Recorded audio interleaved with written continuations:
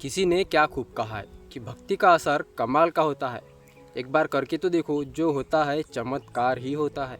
नमस्कार दोस्तों, आप सुन रहे हैं हरीश के ऑफिशियल चैनल से एक बड़ी छोटी सी कहानी आपको समझा देंगी कि भक्ति की शक्ति क्या होती है।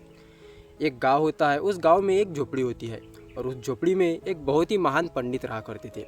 और वो पंडित जी भगवान राम का ही नाम, उनके गुणगान ही गाया करते थे। दिन भर उनकी ही पूजा पाठ किया करते थे और उन्हें भगवान के नाम पर नाचने का, ढोलक बजाकर उस पर नाचने का बहुत शौक था। ऐसे में वो जोर जोर से दिन भर भगवान के गुणगान गाया करते थे।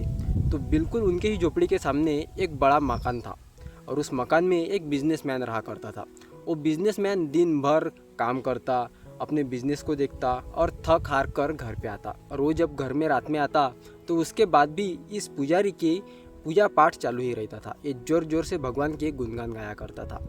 बहुत दिन से ऐसा ही चल रहा था। एक दिन जो व्यापारी होता है वो कहता है कि आज तो मैं बहुत थका हूँ और अगर आज भी उस पंडित ने जोर से भजन गाए तो मैं उसे सीधा बोल दूंगा कि ये बंद कर दे। तो उस दिन भी वो जाता है और उस दिन भी वो पुजारी जोर से ही भजन गा रहा था, प्रभु के गुणगान गा रहा था। ऐसे में वो उसी दिन उसके घर जाता है और उससे कहने लगता है कि तुम क्या कर रहे हो? क्या तुम्हें भगवान जी खाना देंगे? क्या तुम्हें भगवान जी पैसे देंगे? तुम्हें भगवान जी कुछ भी नहीं देंगे, तो तुम उनके ही गुणगान क्यों गाते हो? तो ये पंडित जी कहते हैं कि मुझे जो भी मिलता है भगवान के गुणगान से ही मिलता है। आप भी कोशिश कर सकते हो, शायद आपको भी मिल जाए, खाना तो मिल ही जाएगा। तो वो व्यापारी कहता है अच्छा ठीक है, मैं आज से ही इसके गुणगान गाना शुरू करूँगा। अगर मुझे कुछ भी नहीं मिला तो तुम्हें ये सब कुछ छोड़ देना होगा। तो ये पुजारी कहते हैं अच्छा ठीक है, जैसा तुम कहो मैं वैसे ही करूँगा, पर तुम करके तो देखो।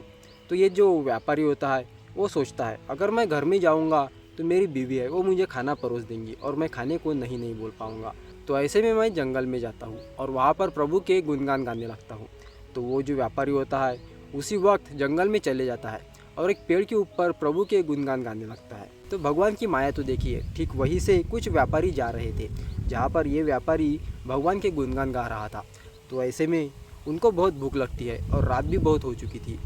तो वो वहाँ पर रुककर अपने सोने चांदी के सामान नीचे रखकर, थैले नीचे रखकर वहाँ पे खाना पकाने लगते हैं। और वहीं पर कुछ मिनटों बाद वहाँ पर उन्हें खबर मिलती है कि कुछ डाकू वहीं पर आ रहे हैं।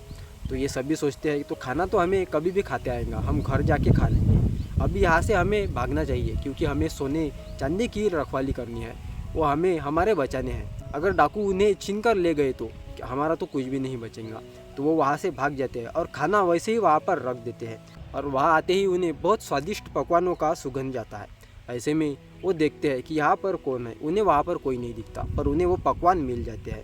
अब वो सोचते हैं कि ये हमें अभी तो नहीं खाना चाहिए क्योंकि हो सकता है हम सभी को मारने के लिए किसी ने ये यहाँ पे पकवाए होंगे और उसमें जहर मिलाया होगा। ये वहाँ पर आसपास में देखते हैं, उन्हें कोई भी नहीं दिखता।